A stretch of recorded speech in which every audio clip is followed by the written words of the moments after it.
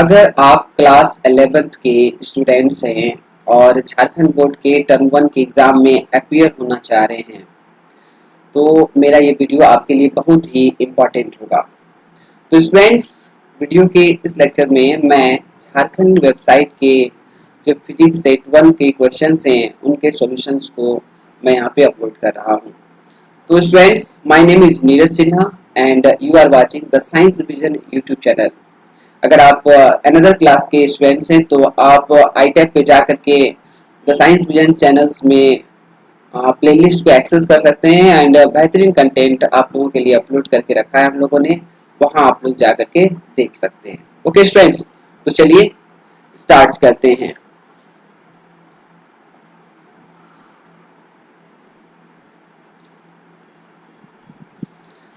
तो जैसे कि सेट 1 में पहला क्वेश्चन दिया हुआ है स्टूडेंट्स, आपके सामने है, जो कि विच of the following is a characteristics of unit. इनमें से कौन, मैंने हिंदी में भी क्वेश्चंस को अपलोड कर दिया ताकि आप लोगों को प्रॉब्लम्स ना हो, बिकॉज मेरे बहुत सारे स्टूडेंट्स ऐसे हैं जो कि हिंदी मीडियम में पढ़ते हैं, तो उनके लिए भी ये वीडियो बहुत ही इम्पोर्टेंट रहेगा।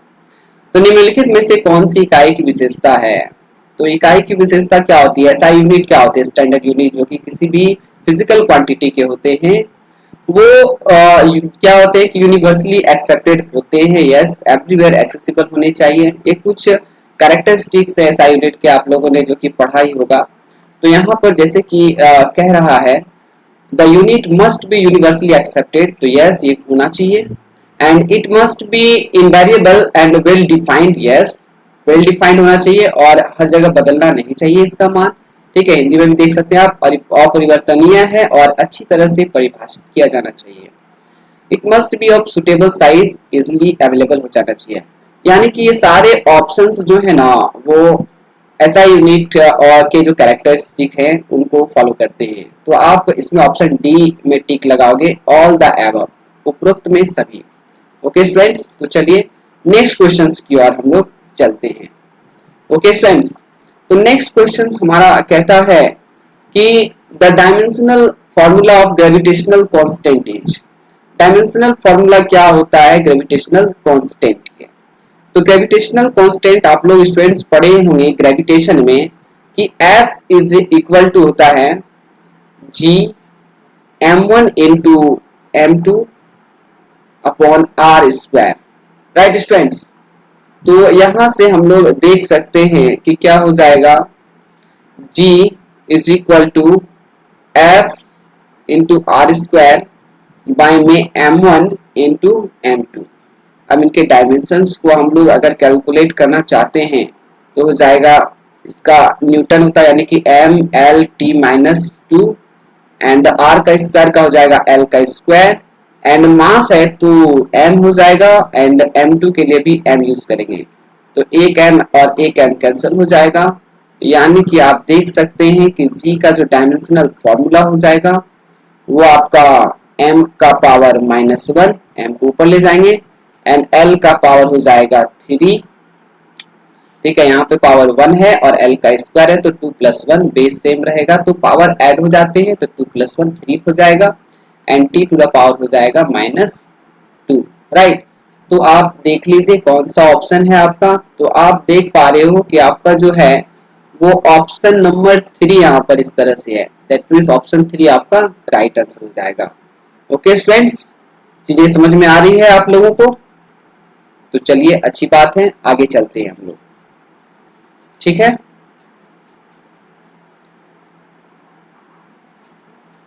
नेक्स्ट क्वेश्चन है आपका क्वेश्चन नंबर 3, कहता है कि विच of the following pairs has the same dimension. इसमें तो आपको देखने की जरूरत ही नहीं है, इसमें आप ऑप्शन बी में जा सकते हो क्योंकि स्पेसिफिक हीट और लेटेंट हीट के डायमेंशन नहीं होते हैं, डायमेंशन लेस क्वांटिटी है हीट। इम्पल्स एंड मोमेंटम को आप देखोगे तो मोमेंटम हो गया p and p is equal to होता है m इंटू v, तो मास इंटू वेलोसिटी, तो इनके डायमेंशन आप m l एंड t-1 ले सकते हो। ओके स्टूडेंट्स, एंड इसी तरह से इम्पल्स को या तो j से डिनोट करते हैं हम लोग या तो आप सिंपली आई से डिनोट कर सकते हो, नॉट करंट, इसको ना समझें। And impulse is equal to होता है फोर्स इनटू टाइम। तो आप यहां से भी अगर डायमेंशन निकालेंगे तो फोर्स का हो जाएगा mlt-2 एंड t का t होगा, तो t का पावर 1 है और -2 है, तो इसको आप सॉल्व करोगे तो आपको ml एंड t-1 ही आएगा। यानी कि इम्पल्स एंड मोमेंटम दो ऐसी क्वांटिटी है जिनके डायमेंशन जो होते हैं वो सेम होते हैं, तो आप इम्पल्स में टिक आउट कर दोगे। ठीक है स्टूडेंट्स, आइए नेक्स्ट क्वेश्चन की ओर हम लोग चलेंगे। नेक्स्ट क्वेश्चन कहता है which of the following are not units of time. इनमें से कौन सा ऐसा क्वांटिटी है जो कि यूनिट ऑफ टाइम नहीं है। इस ऑप्शन को आप देख करके ही बता सकते हो। जैसे कि इसमें सेकंड है, तो आपको पता है कि सेकंड यस टाइम है यूनिट का। पार्सिक पैरालैक्टिक सेकंड है, ये भी ऐसा यूनिट है। ईयर भी ऐसा यूनिट है। लेकिन लाइट ईयर जो होते हैं स्टूडेंट्स, तो लाइट ईयर जो है वो लॉन्गेस्ट लेंथ को मेजर करने का काम करता है। ठीक है, प्रकाश वर्ष जो है वो ऐसा यूनिट है किसका, लॉन्गेस्ट डिस्टेंस का है। ठीक है, दैट मींस स्पेस में दो प्लैनेट्स के बीच में या तो फिर दो बॉडी के बीच में, हेवनली बॉडी के बीच में, उनके बीच के डिस्टेंस को नापने के लिए यूज किया जाता है लाइट ईयर को। तो इसका मेजरमेंट होता है लॉन्गेस्ट डिस्टेंस, नॉट टाइम। तो हमारा इसमें पूछा गया था, इसमें ध्यान दीजिएगा नॉट यूनिट ऑफ टाइम, तो तीनों का तीनों समय के मात्रक हैं। तो कौन मात्रक नहीं है, तो प्रकाश वर्ष मात्रक नहीं है। ठीक है, चलिए आगे चलते हैं हम लोग। नेक्स्ट क्वेश्चन कहता है कि the SI unit of torque is. Torque की जो एसआई यूनिट है वो क्या है, उसके बारे में आपको बताना है।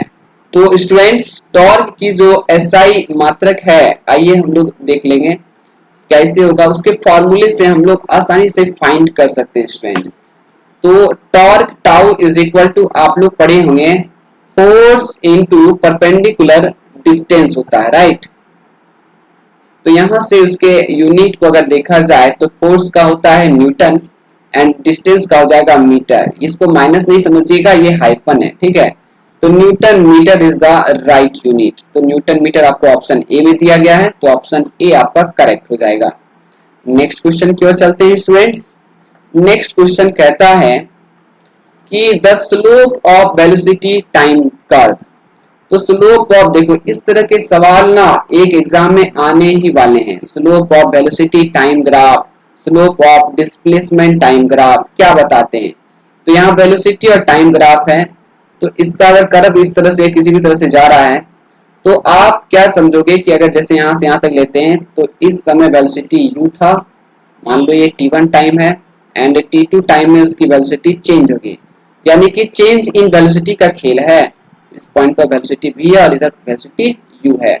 तो इसकी जो स्लोप होती है ये, ठीक है, ये स्लोप क्या बताता है, एक्सेलरेशन को बताएगा। Because acceleration is equal to हम लोग जानते हैं v माइनस u बाय में क्या होता है स्टूडेंट्स, t होता है। तो acceleration is the right answer. उसी तरह से इसमें क्वेश्चन आते हैं डिस्प्लेसमेंट टाइम ग्राफ। कई बार ये भी दे दिया जाएगा आप लोगों को कि डिस्प्लेसमेंट टाइम ग्राफ क्या बताता है। तो डिस्प्लेसमेंट टाइम ग्राफ से हमें वेलोसिटी पता चलती है, बिकॉज s और t का जो रेशियो निकलेगा वो स्लोप बताता है।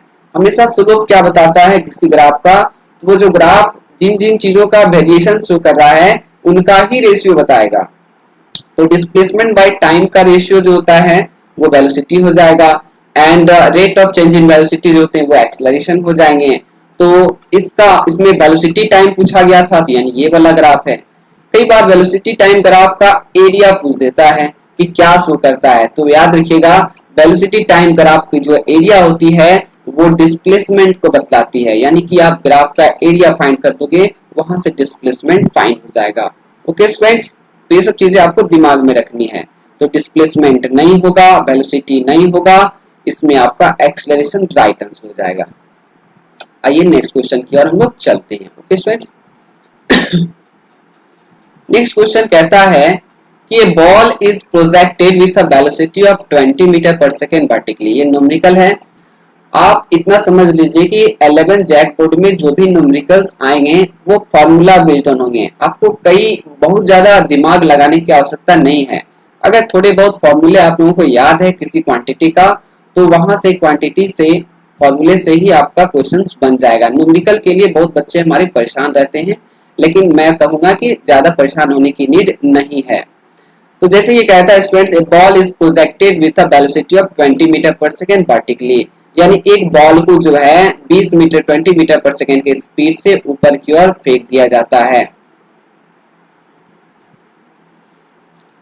ओके स्टूडेंट्स, तो find the distance travelled in first 2 second, तो 2 सेकेंड में पूछ रहा है, यानी कि सबसे पहले ना आप गिवन दैट लिख लो, सबसे अच्छा होता है फिजिक्स के न्यूमेरिकल बनाने के लिए गिवन दैट पता होना बहुत जरूरी है। जैसे कि ये भी नहीं, दरअसल इसको हम लोग यू बोलेंगे स्टूडेंट्स, इनिशियल वेलोसिटी है, जो भी वेलोसिटी को फेंका जाता है वो इनिशियल वेलोसिटी होते हैं। एंड टाइम जो है आपको पूछा जा रहा है 2 सेकेंड, 2 सेकेंड में आपसे पूछा जा रहा है कि ये कितना और डिस्टेंस कवर्ड करता है, तो आई थिंक वेरी सिंपल। और जी क्वेश्चन में कह दिया गया है, आप देखेंगे ब्रैकेट में जी की वैल्यू, ठीक है, 20 मीटर पर सेकेंड से प्रक्षेपित किया जाता है, यानी कि फेंका जाता है, और पहले 2 सेकेंड में तय की गई दूरी पूछ रहा है, और जी का वैल्यू बोल दिया गया है कि आप 10 मीटर पर सेकेंड स्क्वायर ही लेंगे। तो ऐसे में स्टूडेंट्स डिस्टेंस की फॉर्मूला को हम लोग लगाएंगे, और डिस्टेंस की फॉर्मूला यानी कि हाइट वाली फॉर्मूला यूज करेंगे, और h इज इक्वल टू होता है ut, एंड अपवर्ड जब हम लोग फेंकेंगे तो उस समय माइनस में लेते हैं, ओके, बिकॉज जी की वैल्यू माइनस होती है। एक्चुअली फॉर्मूला तो यही होता है ut प्लस हाफ at का स्क्वायर, मैं बता देता हूँ यहाँ पर। लेकिन जब भी अपवर्ड की ओर मोशन करते हैं, जो कि पृथ्वी के अगेंस्ट होता है, अर्थ के अगेंस्ट जब हम लोग किसी भी चीज को फेंकते हैं ना, तो a की वैल्यू वहां पर माइनस जी लेते हैं, राइट। तो आपका जो प्लस है वो हो जाएगा माइनस में कन्वर्ट हो जाएगा, आपका जो प्लस ये किस में कन्वर्ट हो जाएगा स्टूडेंट्स, ये आपको माइनस में कन्वर्ट हो जाएगा।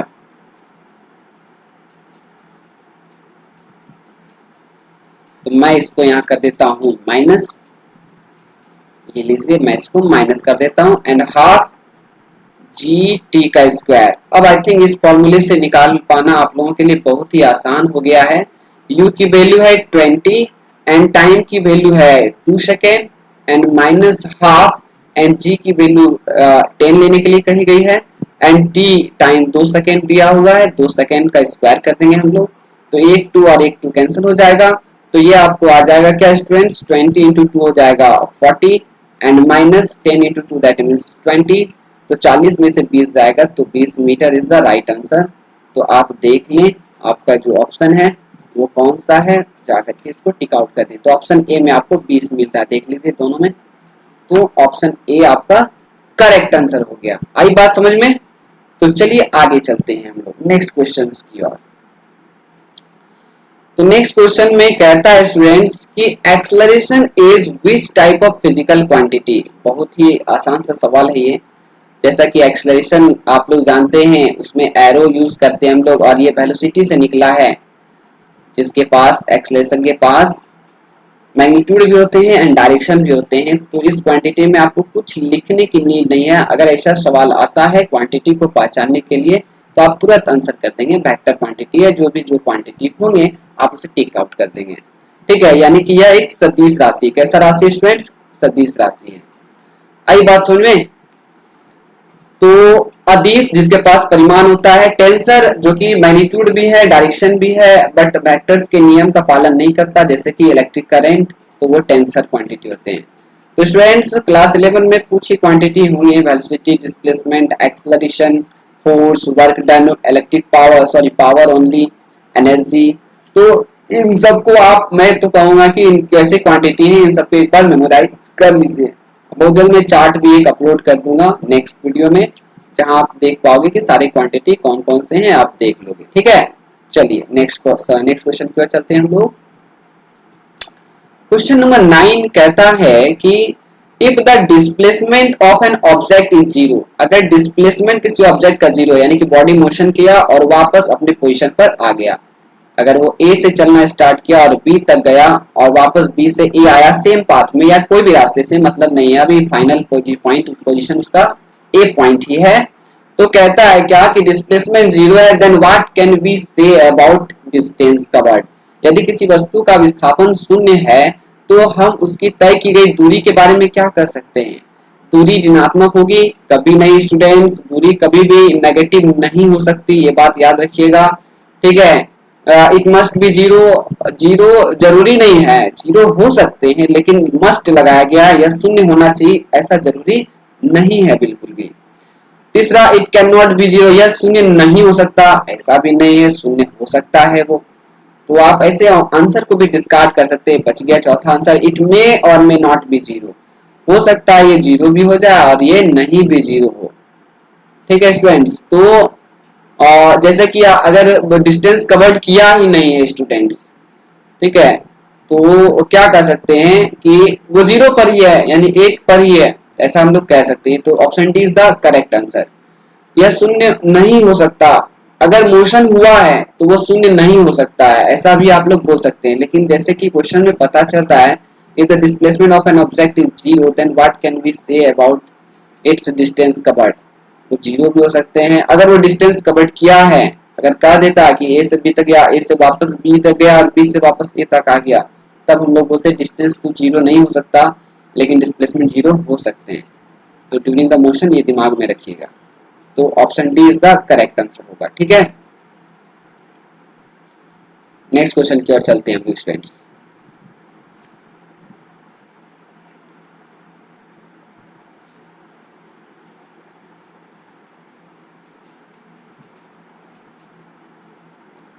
तो आपका नेक्स्ट क्वेश्चन है स्टूडेंट्स कि two cars A and B are moving with velocity of 100 km per hour and 60 km per hour. What is the relative velocity of car A with respect to car B if both are moving along same straight line in the same direction? यानी एक car इधर जा रहा है 100 kilometre per hour की speed से and दूसरा car same उसी डायरेक्शन में 60 किलोमीटर पर आवर के स्पीड से जाता है। ओके स्टूडेंट्स, तो कहता है क्या कि रिलेटिव वेलोसिटी निकालिए ए का विद रिस्पेक्ट टू बी। तो जब भी ऐसा बोले तो इसका फॉर्मूला ऐसे लिखते हैं P A B. Velocity of A with respect to A B बोलेगा तो यही लिखेंगे फॉर्मूला, याद रखिएगा हमेशा। ए का वेलोसिटी पूछे आपेक्षिक वेग बी के सापेक्ष में, तो जिसके सापेक्ष या जिससे तुलना कर रहे हैं उसको बाद में लिखते हैं, जिसका निकालना है उसको पहले रखते हैं। तो V A B is equal to क्या हो जाएगा students, V A minus B B. आ रही बात समझ में ना, B A B is equal to क्या हो जाएगा, B A minus B B. तो ये हमेशा दिमाग में रखोगे, ठीक है। And B A B is equal to क्या हो जाएगा स्टूडेंट्स, तो बी ए का वैल्यू दिया हुआ सेम डायरेक्शन के लिए हमेशा ये होता है, ये हमेशा सेम डायरेक्शन के लिए होता है, याद रखोगे। और अगर अपोजिट डायरेक्शन हो जाता है तो मैं यहाँ बता देता हूं, फॉर अपोजिट डायरेक्शन के लिए भी ए बी जो होता है वो आप भी ए में से माइनस करोगे माइनस बी बी को, तो ऐसे में स्टूडेंट्स क्या हो जाएगा, B A B is equal to B A plus minus minus plus हो जाएंगे बी बी, यानी कि दोनों ही वेलोसिटी ऐड हो जाएगी। यानी कि दो ट्रेन या दो कोई भी बॉडी एक दूसरे के अपोजिट डायरेक्शन में जा रहे हैं तो उनकी वेलोसिटी आपको ऐड करनी होगी रिलेटिव वेलोसिटी निकालने के लिए, चाहे ए का बी के सापेक्ष पूछे या बी का ए के सापेक्ष। लेकिन जब सेम डायरेक्शन में हो और ए का वेलोसिटी पूछ रहा है बी के रिस्पेक्ट में, तो जिसका वेलोसिटी पूछेगा उसमें से जिसके रिस्पेक्ट में पूछ रहा है उसको घटा देंगे, माइनस कर देंगे, ठीक है। जैसे यहाँ ए का पूछा बी के रिस्पेक्ट में तो बी ए माइनस बी लिखे, अगर बी का पूछता ए के रिस्पेक्ट में तो बी बी माइनस बी ए लिखते हैं हम लोग। लेकिन फिलहाल हम लोग यहाँ पर पुट करेंगे बी ए 100 है और ये 60 है, दैट मीन्स आपका आंसर बहुत ही आसान होगा 40 किलोमीटर पर आवर। अब देखिए ऑप्शन ऐसा देता है ताकि स्टूडेंट्स गलती करे, यहाँ 160 भी दिया गया है, अपोजिट डायरेक्शन के लिए प्लस कर देंगे बच्चे 160 हो जाएंगे। तो ये सब परेशानियां हैं, तो आप 40 आंसर में टिक आउट कर दोगे। ओके स्टूडेंट्स, चलिए नेक्स्ट सवाल की ओर चलते हैं हम लोग। क्वेश्चन नंबर 11 में कहता है कि the rate of change of displacement, बहुत ही शानदार सवाल है। हालांकि देखिए दो चीजें बताया गया है, स्पीड भी दिया गया है ऑप्शन में और वेलोसिटी भी दिया गया है, ठीक है। तो कंफ्यूजन बच्चे यही कर लेते हैं।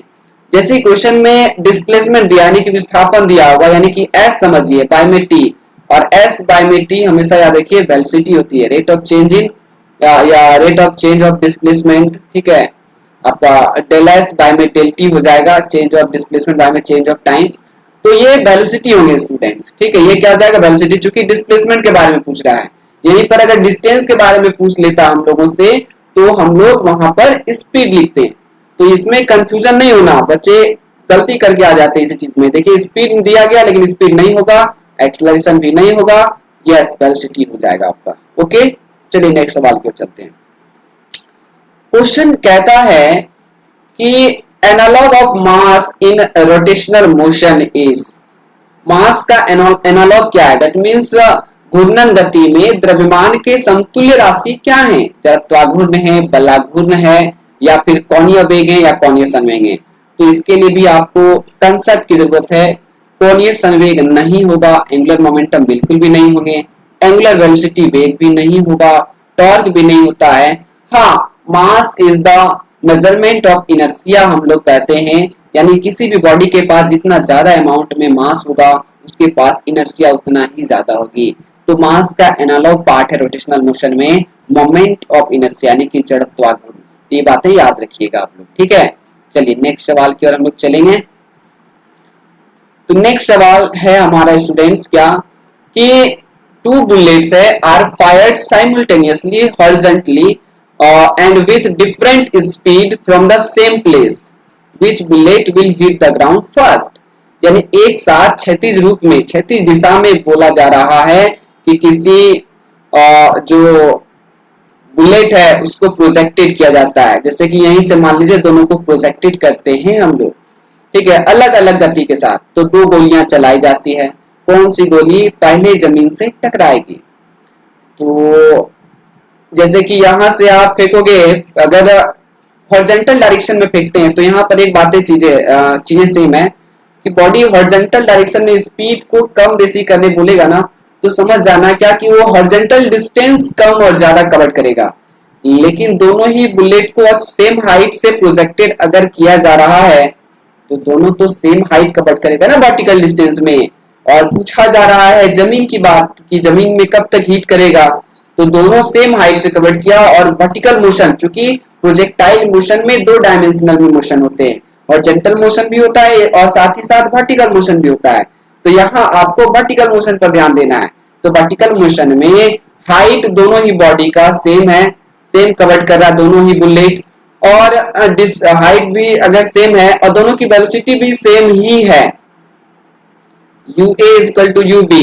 जब हम लोग प्रोजेक्टेड कर रहे थे तो हॉरिजॉन्टली अलग अलग वेलोसिटी से फेंके, लेकिन वर्टिकल डायरेक्शन में तो दोनों की इनिशियल वेलोसिटी सेम ही थी ना, वो थी 0। यानी हॉरिजॉन्टल में, वर्टिकल में तो फेंके ही नहीं, यानी कि वो ड्रॉप हो रहा है। तो जितना टाइम लगेगा फर्स्ट बॉडी को सरफेस तक आने में, उतना ही टाइम लगेगा सेकेंड बॉडी को भी सरफेस में आने में। तो वर्टिकल मोशन में दो बॉडी को सेम हाइट से अगर गिराते हैं, चाहे मास डिफरेंट हो, अलग अलग हो, तो वो अगर सेम स्पीड से गिराएंगे तो सेम टाइम में पहुंचेगा। तो चूंकि यहाँ वर्टिकल में नहीं फेंका गया, बोला हॉरिजॉन्टल में फेंका गया, लेकिन हॉरिजॉन्टल में फेंकने के बाद क्या हुआ कि ग्रेविटेशनल एक्सेलरेशन दोनों को भी अप्लाई किया और सेम अप्लाई होता है। ग्रेविटेशनल एक्सेलरेशन किसी के साथ भेदभाव नहीं करता है, तो ऐसे में एक्सेलरेशन सेम लगे, यानी रेट नीचे आने की दोनों ही बॉडी के लिए, दोनों ही बुलेट के लिए सेम था, ऐसे में टाइम भी सेम लगेंगे। तो आइए ऑप्शन देख लेते हैं। स्लोअर वन यानी कि जो कम स्पीड से जा रहा है नहीं होगा, फास्टर वन जो ज्यादा स्पीड जा रहा है वो भी नहीं पहुंचेगा जल्दी। बोथ विल रीच साइमल्टेनियसली, ये देखिए option C is the correct answer, दोनों एक साथ पहुंचेंगे, ठीक है। Both will reach simultaneously, depends on the masses. नहीं, गैलीलियोस का एक्सपेरिमेंट है कि मास पर डिपेंड नहीं करता, आप दो बॉडी को एक ही जगह से गिराते हो तो एक बड़ा मास है एक छोटा मास है, दोनों ही सेम टाइम पर पहुंचते हैं। आप लोगों ने पढ़ा होगा ग्रेविटेशन में, राइट। तो चलिए आगे चलते हैं हम लोग स्टूडेंट्स। ओके, नेक्स्ट है क्वेश्चन कि which of the following operations between the two vectors can yield a vector perpendicular to either of them। यानी दो सदिश राशियों के बीच में निम्न में से किस संचालन के कारण, यानी जोड़ना, घटाना, गुना करना, भागा देना, हालांकि वेक्टर में भागे होते नहीं है, तो कौन सा संचालन के कारण हमें जो राशि सदिश राशि मिलेगी वह दोनों ही सदिशों के राशियों के लंबवत होती है। तो भाई जैसे कि ये कोई वेक्टर A है एंड ये कोई अनदर वेक्टर है वेक्टर B, तो इन दोनों का अगर जोड़ेंगे तो हमें जो वेक्टर मिलेगा वो एक ही प्लेन पर मिलेगा, जिस प्लेन पर ये A और B लाई कर रहा है वो बीचों बीच मिलेगा। अगर हम इसका सब्ट्रैक्शन करते हैं तो उसके जस्ट अपोजिट डायरेक्शन में मिलता है हमें। अगर डॉट प्रोडक्ट करेंगे तो डॉट प्रोडक्ट तो हमें सदिश राशि देता ही नहीं है, नाम ही उसका स्केलर प्रोडक्ट है, दिया गया आगे भी ऑप्शन में लिखा भी है स्केलर प्रोडक्ट अदिश गुणन। तो डॉट प्रोडक्ट से दो क्वांटिटी का डॉट प्रोडक्ट करेंगे तो उसमें हमको अदिश राशि मिलेगा, तो ये तो होगा नहीं भाई, क्रॉस प्रोडक्ट हो जाएंगे। ठीक है, तो आप लोग पढ़े होंगे कि अगर ए को बी से क्रॉस किया जाए या बी को ए से क्रॉस करे, दोनों ही सिचुएशन में हमें जो राशि मिलेगी सी वेक्टर वो इन दोनों के ही क्या होती है, परपेंडिकुलर होती है। ठीक है, ओके स्टूडेंट्स, सी वेक्टर या तो फिर माइनस सी वेक्टर, वो डिपेंड करता है आप ए से बी क्रॉस कर रहे हो एंटी क्लॉकवाइज तो पॉजिटिव होगा, और बी से क्रॉस कर रहे हो ए क्लॉकवाइज तो उस सिचुएशन में माइनस सी वेक्टर होगा। लेकिन क्रॉस प्रोडक्ट के सिचुएशन में जो हमें क्वांटिटी मिलेगी वो दोनों ही वेक्टर जिन दोनों को प्रोडक्ट कर रहे हो उनके परपेंडिकुलर होती है। तो ये कंसेप्ट है, इसको दिमाग में रखिएगा, यानी option D is the correct answer. Next सवाल की ओर हम चलते हैं स्टूडेंट्स। तो नेक्स्ट क्वेश्चन है हमारा कि the moment of inertia of a body does not depend on, किस पर निर्भर नहीं करता किसी वस्तु का जड़त्वाघूर्ण, किस पर निर्भर नहीं करता। ये बहुत इंपॉर्टेंट वाली चीज है, इसमें सॉल्व करने की जैसा कुछ है नहीं, तो नहीं लगा हुआ यानी कि नॉट लगा हुआ, तो ये समझने वाली बात है। वस्तु का द्रव्यमान पर, तो जड़त्वाघूर्ण वस्तु के द्रव्यमान पर निर्भर करते हैं स्टूडेंट्स। वस्तु के घूर्णन दूरी पर, तो इसका देख लेंगे। वस्तु में द्रव्यमान के वितरण पर, इस पर भी निर्भर करता है। वस्तु का कोणीय वेग पर, तो yes students, angular velocity of the body पर मोमेंट ऑफ इनर्शिया डिपेंड नहीं करता। ठीक है, I is equal to M R का स्क्वायर, ये सारे होते हैं, यानी कि आर डिस्टेंस। ठीक है, वस्तु से घूर्णन की दूरी भी, एक्सिस भी डिपेंड करता है मोमेंट ऑफ इनर्शिया। आप सेंटर से एक्सिस निकाल रहे हो या फिर कहीं और से निकाल रहे हो, ठीक है, किसी चालक के या कंडक्टर या मेटल है तो मेटल के इंड से आप निकाल रहे हो, तो अलग अलग जगहों से मोमेंट ऑफ इनर्शिया की वैल्यू भी अलग अलग होती है। ओके स्टूडेंट्स, तो ऑप्शन बी पर भी डिपेंड करेगा, सी पे भी डिपेंड करेगा, ए पे भी डिपेंड करेगा, सिर्फ कोणीय वेग पर डिपेंड नहीं करता है moment of inertia. Okay students, तो चलिए नेक्स्ट सवाल की ओर चलते हैं। ये सब चीजें प्रॉपर्टीज दिमाग में रखिएगा आप लोग। कहता है the horizontal range of projectile is maximum when the angle of projection is, angle of projection क्या होगा कि हाइट और सॉरी हॉरिजॉन्टल रेंज के बारे में पूछ रहा है, यानी क्षैतिज परास सीमा सबसे ज्यादा होगी। यानी कि जब भी कोई एक प्रोजेक्टाइल होता है स्टूडेंट, जैसे ही किसी बॉडी को ऐसे फेंका जाता है तो ये मैक्सिमम हाइट होता है आपका, और ये यहाँ से यहाँ तक का जो डिस्टेंस है वो आपका हॉरिजॉन्टल रेंज होते हैं। ये क्या होता है स्टूडेंट्स, हॉरिजॉन्टल रेंज होता है। और ये यहाँ से यहाँ तक बॉडी को हीट करने में जो टाइम टेकन करना पड़ता है उसे हम लोग टाइम ऑफ फ्लाइट बोलते हैं। इनके सारे फॉर्मूले, इन सब का कम से कम आपको याद होना ही चाहिए। जैसे h इज इक्वल टू होता है u square sine square theta by में 2g। ठीक है स्टूडेंट्स, एंड उसके बाद आपको टाइम ऑफ फ्लाइट की जो फॉर्मूला हो जाती है वो होता है 2u साइन थीटा बाई में g, एंड रेंज की जो फॉर्मूला होता है स्टूडेंट्स वो होता है u square sine 2 theta by में g। तो हमको यही फॉर्मूला यूज करना है स्टूडेंट्स, क्योंकि रेंज के बारे में पूछा जा रहा है हमें, तो हम लोगों को यही यूज करना है। तो रेंज मैक्सिमम करना है, यानी कि साइन की जो वैल्यू होगी उसे हम लोगों को मैक्सिमम करना पड़ेगा। तो साइन की मैक्सिमम वैल्यू यानी 2 थीटा, मैक्सिमम वैल्यू कितनी होती है, तो 1 होती है, हमें पता है अच्छे से। तो साइन 2 थीटा यानी कि एंगल कितना रखेंगे, तो यहाँ से देख सकते हो आप लोग कि इसको साइन कितने डिग्री का वैल्यू 1 होता है, तो पाई बाई 2 का 90 डिग्री का। तो ये साइन और ये साइन कैंसिल हो जाएगा, यानी इनवर्स है, कैंसिल नहीं होते, इनवर्स को भेजोगे तो एंगल के टर्म में आएंगे। And theta is equal to आपको क्या हो जाएगा स्टूडेंट्स, तो पाई बाय 4 आ जाएगा, यानी कि 45 डिग्री। कितना हो जाएगा, 45 डिग्री हो जाएंगे स्टूडेंट्स। ठीक है, तो याद रखिएगा, बचपन में भी हम लोग देखे हैं कि एकदम 45 डिग्री एंगल पर अगर हम लोग किसी बॉल को क्रिकेट खेलने के दौरान या कोई भी बॉडी को प्रोजेक्ट करने के दौरान अगर 45 डिग्री एंगल पर हम लोग भेजते हैं एकदम सीधा, तो उस सिचुएशन में सबसे मैक्सिमम डिस्टेंस को बॉडी कवर करेगा। अगर उससे कम एंगल पर प्रोजेक्ट करेंगे तो नीचे ही फेंक देगा, उससे ज्यादा एंगल पर फेंकेंगे तो भी क्या हो जाएगा, हाइट भले ही ऊपर चढ़ेगा लेकिन रेंज कम हो जाएगा। एग्जैक्टली 45 डिग्री पर सबसे मैक्सिमम और डिस्टेंस कवर करता है। तो ऑप्शन ए आपका करेक्ट आंसर हो जाएगा। ओके स्टूडेंट्स, तो आई थिंक वीडियो की लेंथ बहुत ज्यादा हो रही है, तो मैं इसे यहीं पर स्टॉप करूंगा। टोटल आपको पता ही है सिलेबस 35 क्वेश्चंस आने वाले हैं एग्जाम में फिजिक्स में, जो कि आपको शायद 8 मई को इसका एग्जाम है। तो स्टूडेंट्स मैं इसे पार्ट 1 और पार्ट 2 दो टर्म में दो वीडियो सेशन में मैं इसे अपलोड करूंगा इसके क्वेश्चंस के सॉल्यूशंस को। तो अभी रहने देते हैं क्वेश्चन नंबर 16 तक, एंड क्वेश्चन 17 से लेकर के 35 तक के लिए आपको नेक्स्ट वीडियो में मैं बात करूंगा, जो कि हो सकता है आज ही अपलोड हो जाए या फिर कल अपलोड होगा। ओके स्टूडेंट्स, तो हालांकि टाइम है आपके पास, तो आराम से आप देख लीजिए, और इन सारे क्वेश्चंस में ही से ही आप लोगों के एग्जाम में भी रहने वाले हैं, जैसे कि आपको पता ही है। प्राय झारखंड बोर्ड में क्वेश्चंस ऐसे ही आ जाते हैं, सेट 1 से भी, और कुछ अपने से भी आपको अलग से भी पढ़ करके जाना होगा।